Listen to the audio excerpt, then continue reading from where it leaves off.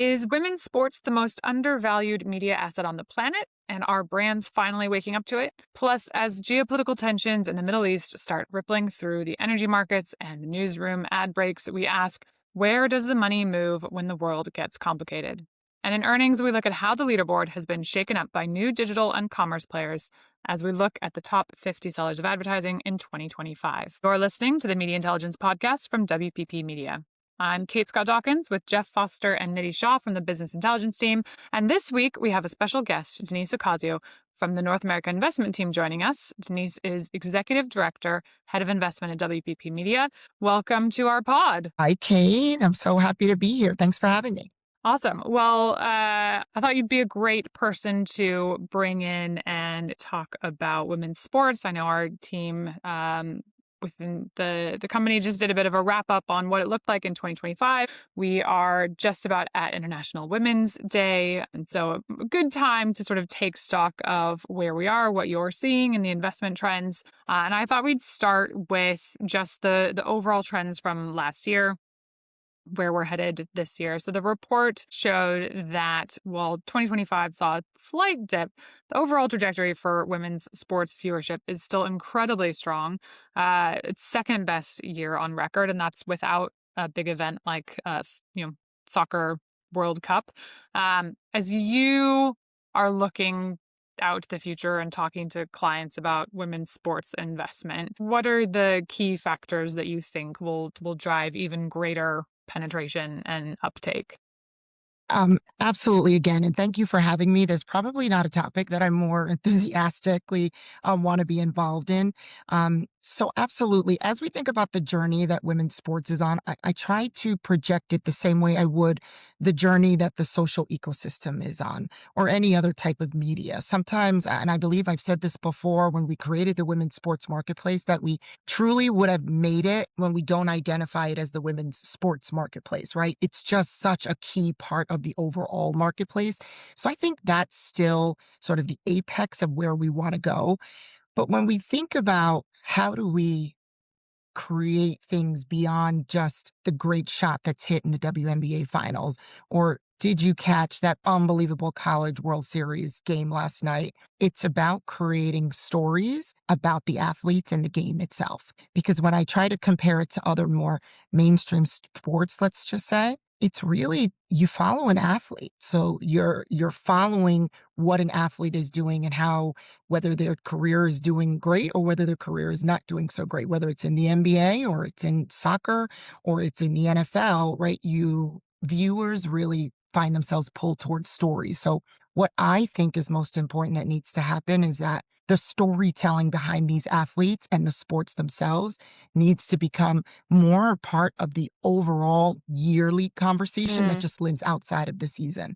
So that's where we can continue to find growth, because Caitlin Clark, when we saw what happened when she was she was a great story because she was she was a great athlete, but she also had a story behind her, right? Choosing to go to Iowa as opposed to going to maybe one of the bigger schools. So there was a story that young athletes could aspire to. And I think there's so many more stories that are rich and need to be told that I think can bring viewers and keep women's. I think Comcast and NBC always do a great job of that with the Olympics. That feels like a very story-based environment, right? They Rich do. with all They of do. those. And look at the success that they saw in the Olympics. Yeah. Right. In terms of where now having different platforms where you can actually tell that story. So different avenues in media to tell that story, whether it's a streaming partner, on the broadcast partner, or are you doing it on your social channels? That's super important.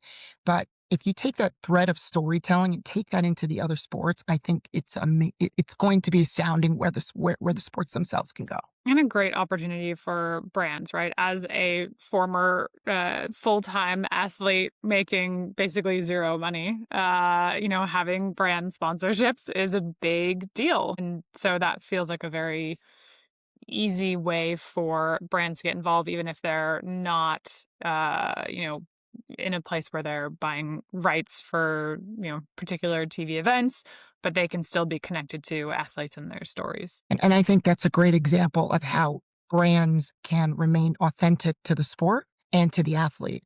Because probably one of the biggest missteps a brand can take is when they're not authentic to the brand and the mission. There isn't a cohesiveness between what the brand is supposed to represent versus what the sport or the athlete is trying to represent. So when you do find that merger between the athlete that really fits well with your brand, and you can create a piece of creative copy, then you've added authenticity. So when I see that brand represented by an athlete, I know that there's something about that brand that resonated with an athlete that I admire, and hopefully you can get some of that equity borrowed over and help your brand grow. Well, let's pull on that thread a little bit, because now you're having to do that, though, across a very fragmented video landscape, right? Or video plus. You have linear, you have a lot of sports rights moving to streaming, you have short form video and other online video platforms. When you talk to CMOs or brand leaders, what questions are they asking, or what advice are you giving them about building this into more of a holistic video investment strategy, right? To reach all these pockets and remain authentic to their brand and the athletes. It's important to consider what is the right balance for your brand between scale and engagement. How are you going to make sure that you're talking to as many audiences as possible, but that you're not just talking at them, but that you're talking with them? So how are you engaging with them? I'm sure you guys at some point have probably talked about the creator economy. It is the new Hollywood, what creators are doing out there. It is the same thing in the women's sports arena. So how are you utilizing this ecosystem that has the ability to get into every single home out there, living outside of whether someone is subscribing to a streaming service or whether someone still is tethered to a cable subscription? Almost everyone has some access to some type of social outlet. So how are you leaning into the creator ecosystem?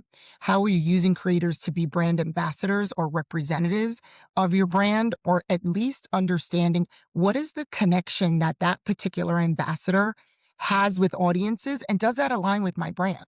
Because just because they're speaking to the audiences, like, is it in the right tonality?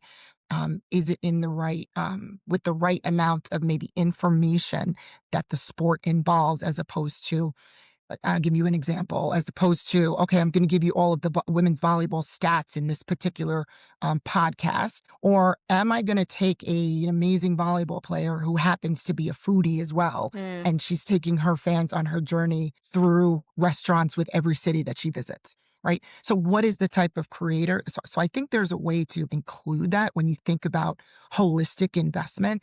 It's that balance between reach and engagement, and understanding, where do I need to dial up my reach? Where do I need to dial up my performance side of the house, my engagement side of the house? And then how can I make both of those things measurable? Because at the end of the day, what my job is not to just put our brands in front of audiences, but to ensure that we can measure that back and sort of have that closed loop attribution back to, hey, when we executed this tactic, it actually delivered a sale.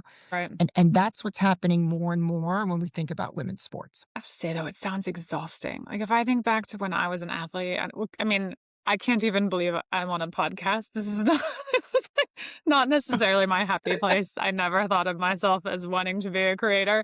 And it's like another job for athletes, right? You spend all day on the field or in the gym at sports med, and then you still Yeah. have to turn around and figure out engaging content. I mean, I think there are probably a lot of people who enjoy that aspect of it. To me, it sounds Yeah. just absolutely exhausting. Well, I think it's interesting, right? The word you use, that they have to go on and do it. So as the mom of two, Division I college athletes that have had great careers, one is finished and the other one is still in the middle of hers, I feel as if they really enjoy the opportunity to be something other than an athlete, and You to know, engage outside of just the reporters that want to know, why didn't you get a 10.0 on that gymnastics routine? Or, what was the difficulty in executing those two free throws at the end, or when you chose to run a pick and roll at the end of a basketball game? Now you're asking them, okay, well, what kind of clothes do you like to wear? Do you want to talk about that? And I just find it super exciting. I just saw maybe 2 days ago, one of the premier athletes on the UCLA basketball team Go Bruins. participated in. Yeah, she participated and she was on the dance team. She just joined them for routine with the cheerleaders for the dance team in the men's game. Hmm. And she was having a blast. Yeah. And again, you forget that, in this particular instance, she's a college kid who happens to be unbelievable at her sport and probably has to sit there and answer all these questions about why is UCLA not ranked higher, or where are we going to go, once March Madness starts. And she got a chance to show another side of her. So I think the opportunity to be an influencer probably enamors them a little bit and it invigorates them, my guess. When I talk to my daughters, that's what they say. I'm glad there are people who are happy about it. I just to each their own. That generation grew up, Yeah. with that also. So I think it's a little bit different, right? Yeah. It's just so central to what they do. I mean, so here's a question, because this is changing. Athletes are changing the face of the sports. We have new leagues coming up like Unrivaled, right, which has a kind of unique model and maybe a younger majority female audience. We have sports rights that, at least in the US, are getting more and more expensive in general. That is, not necessarily always the trend, depending on advertising rights and regulations in places like Europe. Do we think the role of leagues changes? We've had this in the US with, regional sports networks and leagues and big broadcast partners. We have, the NFL renegotiations coming up soon. We have these new sports leagues like Unrivaled that offer new types of rights, new players getting involved like Amazon and Netflix and YouTube. This is more of an open-ended question, but how much time do you spend with clients talking about just where the future of sports goes? Like AI-generated athlete leagues, I don't know, right? How does that change the equation? Well, it's interesting. I feel with every sports rights deal that gets written, the other sports leagues pay very close attention to the results of what that is. So it does not escape me that the NFL is coming up very soon with the ability to at least start conversations about what their new deal is going to look like. And I'm sure they're going to pay attention to what is happening in the NBA space. Because when I think about where sports rights are and what I'm talking to our clients about is concern about the fragmentation of audiences and concern about just the ability to find where that particular game is going to be on any given night. And that is super concerning. So I think as each set of sports rights deals come up, everyone's going to see, well, okay, the NBA is doing okay. And maybe that's because people can't find where the game actually is. So how might the NFL adapt with that? When it comes to women's sports in particular, I get super concerned because I would love there to just be maybe 2 to 3 spaces that say this is the home of women's sports.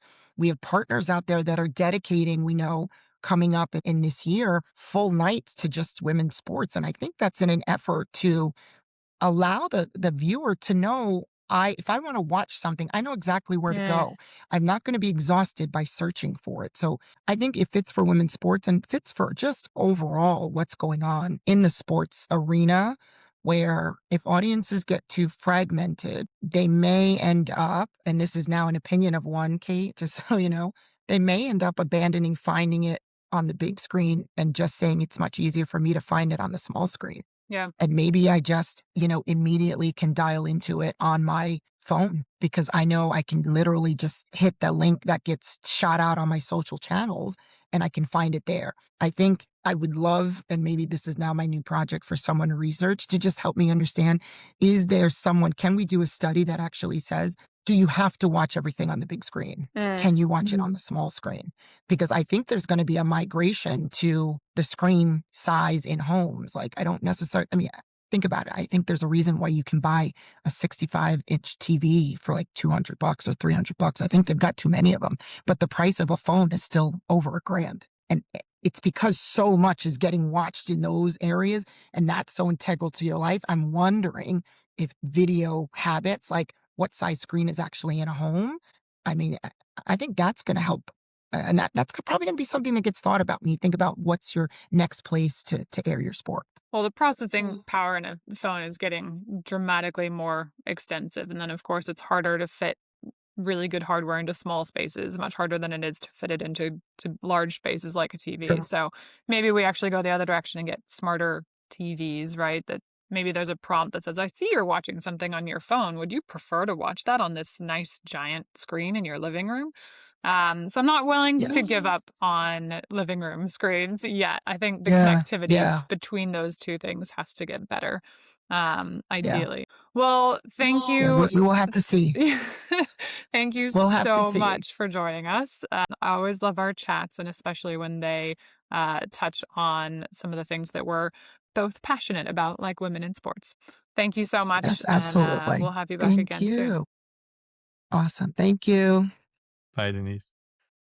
All right. Well, from the rip-roaring excitement of Poly Pavilion, little Bruins reference there, to a more somber note, of course, since our last podcast recorded, we have seen the initiation of conflict again across the Middle East. This is not a political podcast, but we are going to talk about some of the impacts to marketers and media companies within the region and more broadly across what we've been seeing and hearing from people in the industry. So let's start with a bit of the economic picture. Nidhi, what have you been reading and looking at this week in that vein? It's been pretty much on the energy fuel costs and the probably where inflation has been ticking down for a lot of markets, that being a slight bit of a concern, especially in terms of costs and supply as well, particularly if the kind of current tensions last longer than, expected. I say expected, but these are unfortunate events, so you don't know, you can't say. And, with inflation ticking up, there's obviously the questions around interest rates, right? Them being higher for longer, impacting things such as business growth as well, particularly in this kind of environment where you've got AI and what that means for certain investments as well. So yeah, some of the kind of topics that I'm hearing and seeing from the economic perspective. Yeah, I mean, I would not want to be a member of any central bank right now, least of all the United States, probably. We have got a jobs report in this morning, which was weaker than expected. Loss of jobs, unemployment ticking back up to 4.4% in the U.S. Employment amongst Blacks ticking up to 7.7%. It had gone down, and so you're looking at on the one side wanting to introduce growth to the labor economy, which would potentially mean cutting rates favorably upon by the U.S. administration at this point in time. At the same time that there is a conflict in the Middle East, and especially, in the Strait of Hormuz, where a lot of that oil and energy travels from now. The U.S. is actually a net exporter of energy right now, but mainly in the form, I think, of natural gas and shale and not necessarily crude. I'd have to check myself on that. So it's still impacted by global energy markets, of course. And with energy prices potentially ticking up inflation, that is a weight on the other side of the balance in terms of keeping interest rates steady at a minimum, right, to hold down inflation. So really tricky, I think, to know, where they head, and as a business, what your borrowing costs are likely to be over the next year.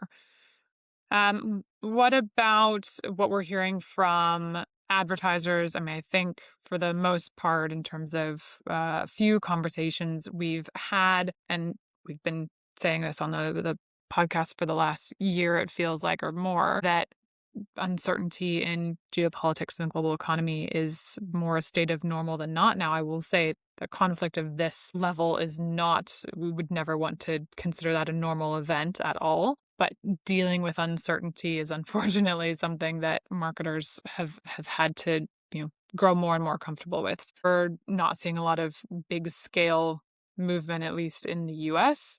I think there is typically a tend towards shifting money to more easily defendable channels, which is, often those that are already large and well established, those at the top of the leaderboard that we're going to discuss later in the episode, and also moving to more flexible partners.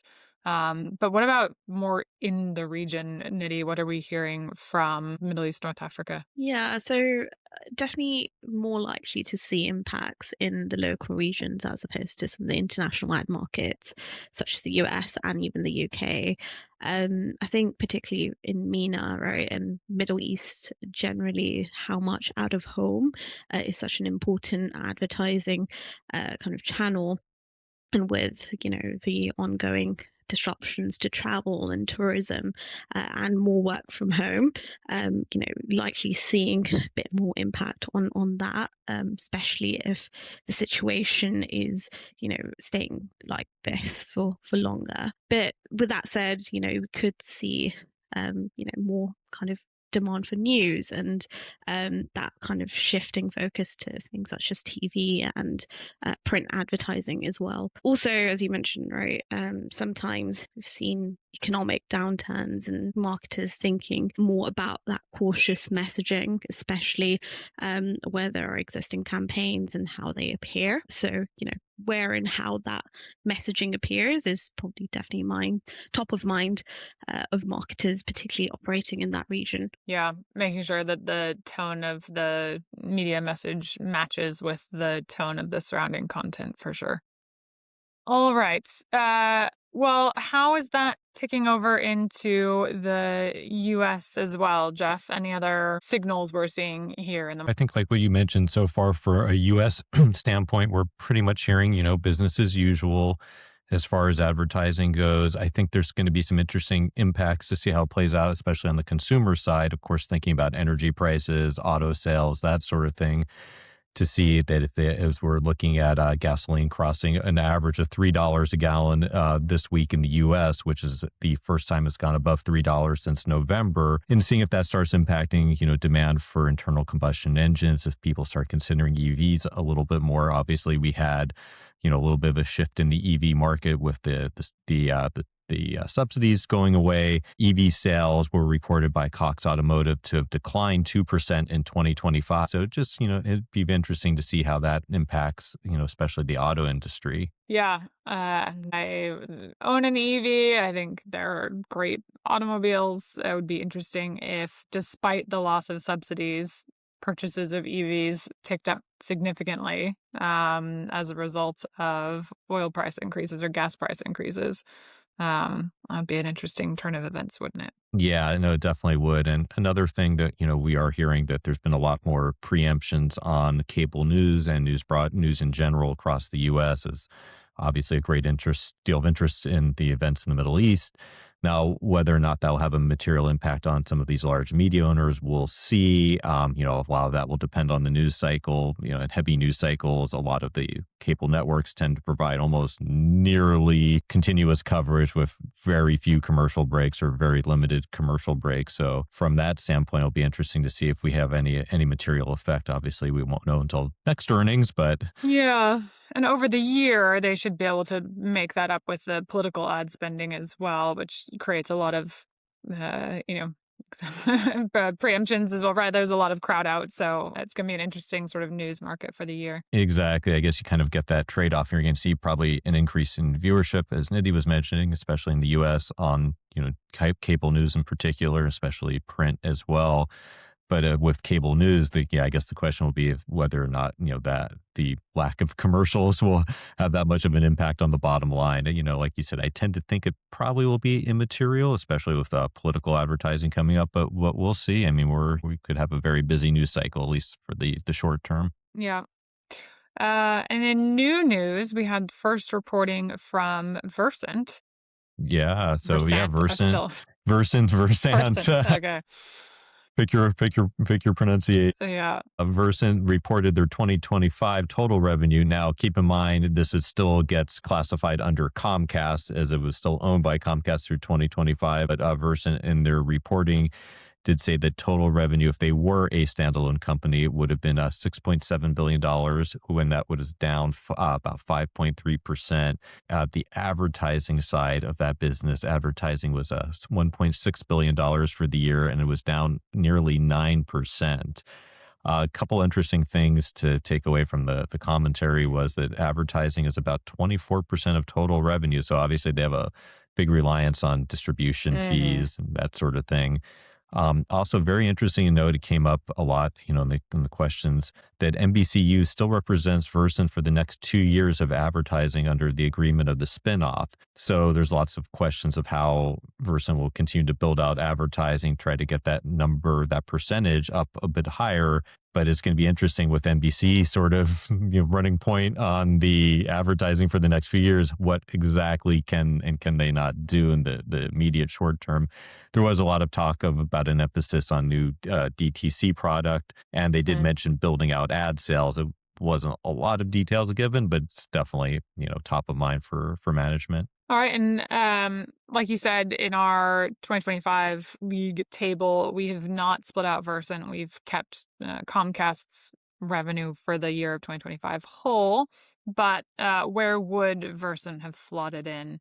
Yeah, so when looking at this, it would be roughly about the 39th largest global ad seller, about the same size as Clear Channel, and Nippon TV would be slightly larger than Netflix, according to our estimates. So still a sizable advertising business. All right. Well, another option for advertisers, useful entry point into our broader top 50 update. This is what we're seeing across the earnings reports from the last several weeks. A market that is very much bifurcating, I guess, between traditional, mostly TV broadcast ad sellers and commerce and digital ad sellers.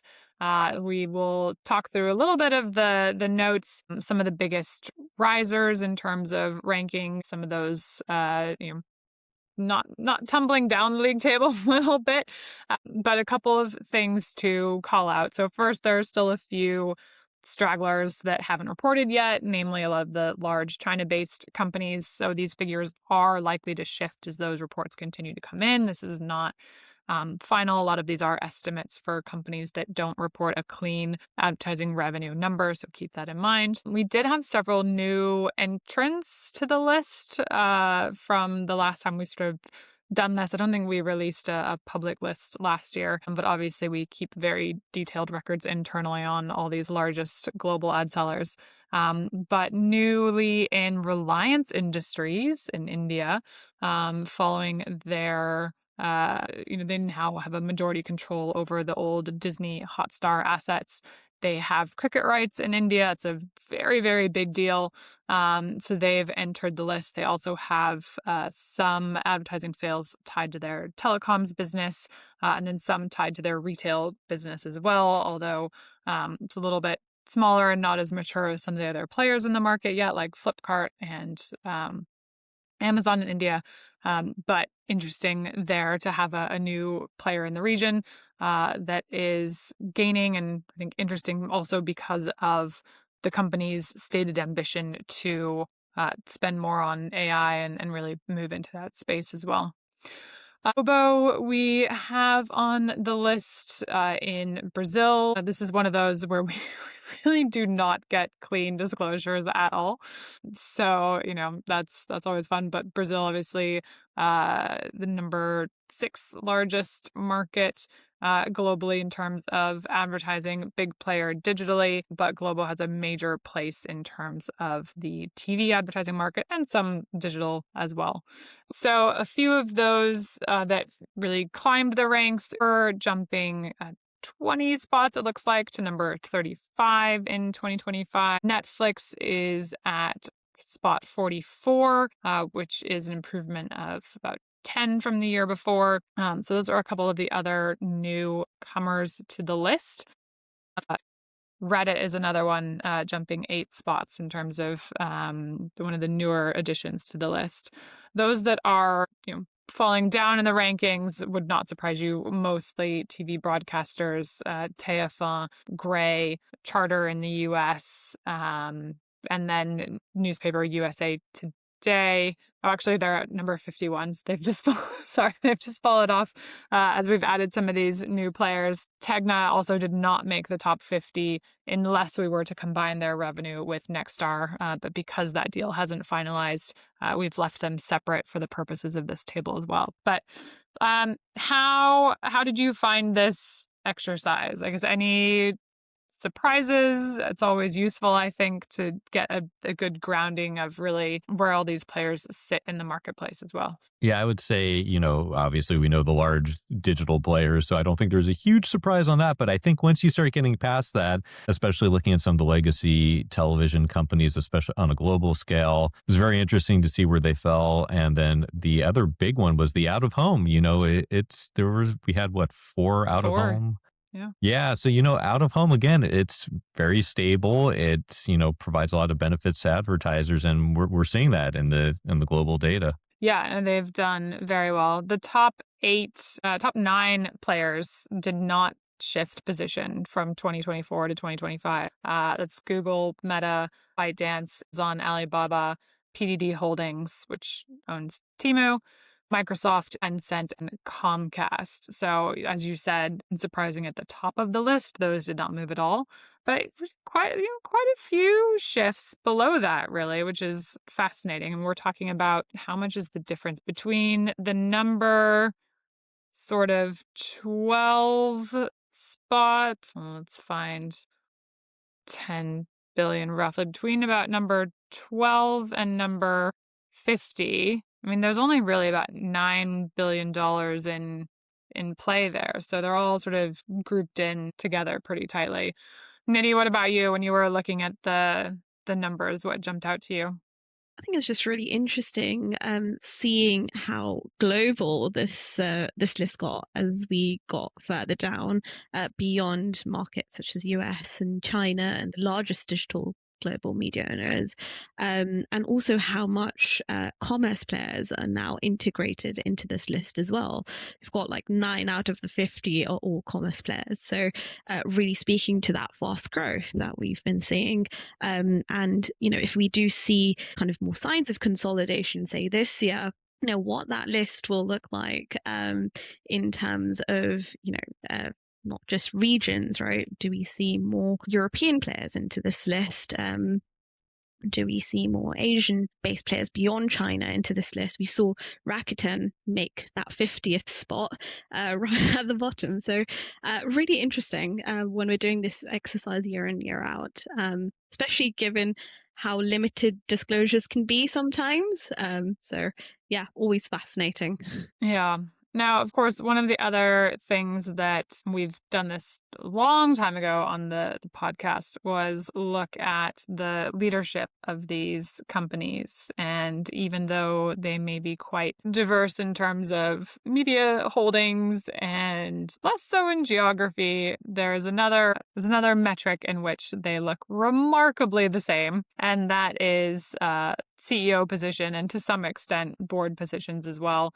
And how many of those are held by females. I thought this was important just to note, again, we are just on the eve roughly of International Women's Day. And so of these top 50 companies, and some of them have 2 CEOs, in every case, if there are 2, those are 2 male CEOs, but roughly only 5 to 6% roughly of the CEOs across this group of the largest 50 sellers of advertising are females.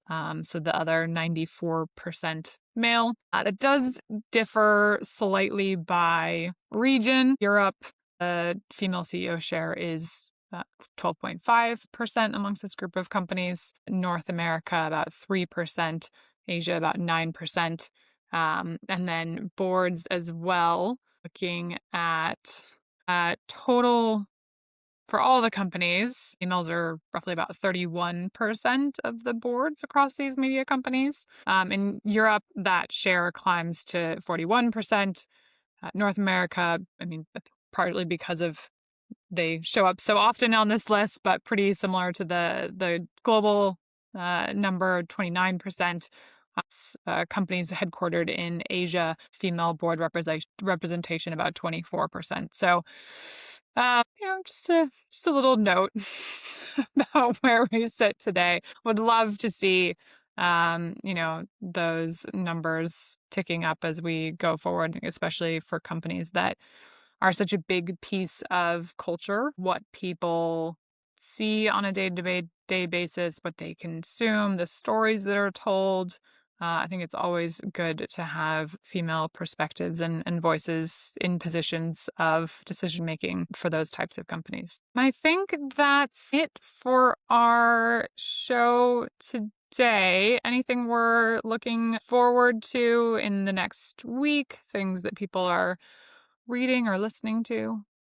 Well, as crazy as it sounds, we're actually getting into March Madness time, so that's always a fun part of the year. I am looking forward to the cricket finals for the World Cup T20 on Sunday. India and New Zealand playing. India is one of my favorite teams, so really looking forward to that. Then getting some earnings. We've spoken about how they've been so spread out this year. So we've got RTL and JCDecaux reporting next week. So keeping an eye out for those. All right. Well, I finally a little late to the party, but read the Citrini Research Group blog on, they don't call it a scenario card. They do call it a scenario, I guess, rather than a prediction. But blog looking backwards as if it were 2028 and talking about what's happened in the 3 years between now and 2028, especially the hits to the labor market across the U.S. We did see the sell-off related to that in the stock market a little bit ago. I think it's just worth reading for everyone who's following what's happening in AI and tech right now. That you need to ascribe to everything happening, but it's always good to understand, I think, what the market is thinking about and talking about. So yes, that's not necessarily uplifting, but good reading for the week. I think we still have Six Nations on, but otherwise looking forward to getting outside, I think, a bit this weekend and catching up on that. So we will see everyone again back next week. Thank you, as always, for listening to the WPP Media Podcast. Make sure to like and subscribe. And as a reminder, the Media Intelligence Podcast from WPP Media is meant for informational and entertainment purposes only and should not be considered financial advice.